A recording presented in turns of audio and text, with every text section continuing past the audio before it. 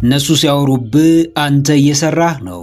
እነሱ ሲያሙ ሲያብጠለጥሉ፣ ስምህን በክፉ ሲያነሱ፣ አለመቻልህን ሲተነትኑ፣ አንተ አንገትህን ደፍተህ እንዳልሰማህ ግዴታህን እየተወጣህ ነው። ጉዳይህን እየፈጸምክ ነው። የተሻለውን ምህዳር ለራስህ እየፈጠርክ ነው። ማውራት ሥራ ነው።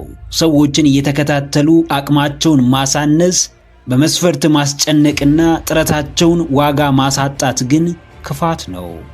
የፈለግከውን አይነት ሰው የመሆን መብት አለ።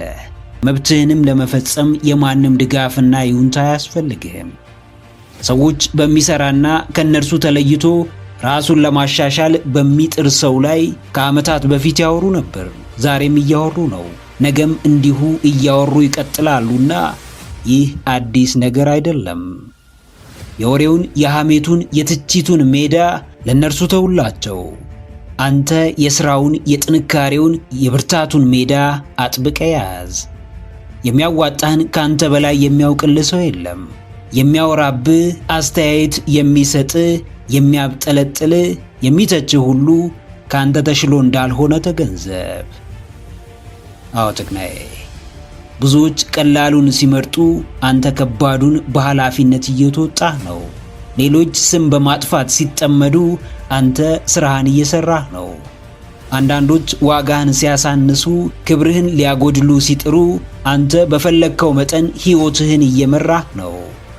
እንደ ባሪያ ትሠራለህ፣ ትለፋለህ፣ ትደክማለህ፣ ትተጋለህ፣ ላብህን ታፈሳለህ። እንደ ንጉሥ በክብር በፍቅር በነጻነት ትኖራለህ። ማንም ስለ ራስህ ምንም ቢል አይገድህም።